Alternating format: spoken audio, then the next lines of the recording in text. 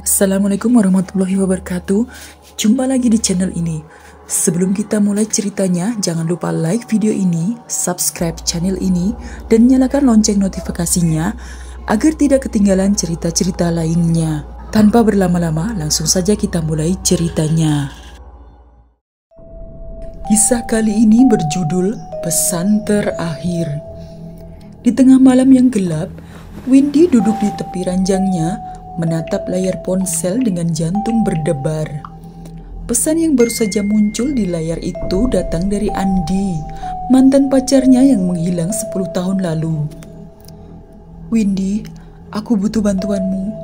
Kembalilah ke kampung. Mereka tidak bisa dipercaya." Windy mengerutkan dahi. Bagaimana mungkin Andi menghubunginya setelah bertahun-tahun? Dia teringat senyuman Andi yang hangat saat mereka berjalan berdua di tepi danau kecil kampung mereka. Namun, ingatannya juga dipenuhi bayang-bayang gelap tentang kepergian Andi yang tiba-tiba. Keesokan harinya, meskipun dengan berat hati, Windy memutuskan untuk kembali ke kampung halamannya. Kampung itu tampak sepi dan suram, seolah waktu terhenti. Saat melangkah masuk ke rumah tua neneknya, kenangan masa kecil yang menyenangkan kini terasa menyeramkan. "Windy," suara lembut dari dapur membuatnya terkejut. Dia berbalik dan melihat Bu Rini, tetangga yang sudah tua. "Kau kembali, ada apa?" "Bu Rini, saya mencari Andi," jawab Windy, berusaha menahan ketegangan. "Dia mengirimi saya pesan." Wajah Bu Rini seketika berubah, matanya melebar seolah mendengar nama yang terlarang. "Jangan menyebut namanya, dia sudah meninggal. Atau lebih tepatnya hilang. Banyak orang tidak ingin membahasnya." Windy merasakan keringat dingin membasahi punggungnya. "Hah? Kok bisa? Kenapa tidak ada yang memberitahuku?" Bu Rini menatapnya dalam-dalam. "Ada yang lebih buruk dari kematian, Windy. Beberapa orang di sini terlibat dalam sesuatu yang sangat kelam." Saat matahari mulai terbenam, Windy memutuskan untuk mencari tahu lebih lanjut. Dia mendatangi rumah Andi yang sudah ditinggalkan. Pintu kayu yang berkarat terbuka sedikit, seolah memanggilnya masuk. Dengan setiap langkah, dia merasa ditarik ke dalam kegelapan yang tak terduga.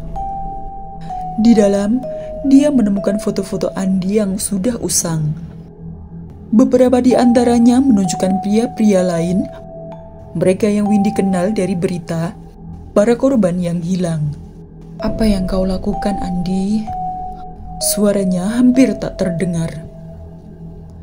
Tiba-tiba, Windy mendengar suara langkah kaki di luar. Jantungnya berdebar. Dia bersembunyi di balik lemari. Dari celah, dia melihat seorang pria berjaket hitam memasuki rumah. Wajahnya tertutup bayangan. Tetapi saat dia membuka mulutnya, suara itu mengingatkan Windy pada Andi. "Semua orang harus membayar, termasuk kau." Suara itu menggeram, membuat bulu kuduk Windy berdiri. Hal itu membuatnya merinding. "Aku harus pergi," pikirnya. Namun saat dia berbalik, dia mendapati pintu belakang tertutup rapat dan suara itu mendekat. "Windy?" Suara itu memanggil lembut, membuatnya terhenyak. Dia mengenali nada itu dan seketika jantungnya nyaris berhenti. "Andi?" teriaknya, tidak percaya. Dia keluar dari persembunyian hanya untuk menemukan bahwa sosok di depannya bukanlah Andi yang dia kenal, melainkan sesosok yang mengerikan menyerupai Andi. Pria itu tersenyum menakutkan. "Aku kembali untuk menyelesaikan apa yang dimulai." "Bukan kau yang memulai, Andi. Aku tidak percaya." Windy berusaha melarikan diri, tapi langkahnya terhenti saat pria itu mengangkat tangan. "Bantu aku, Windy. Ini adalah satu-satunya cara." "Cara apa?" Windy merasa terjebak. Emosinya bergejolak antara cinta dan ketakutan, menyeret mereka semua ke dalam ketiadaan.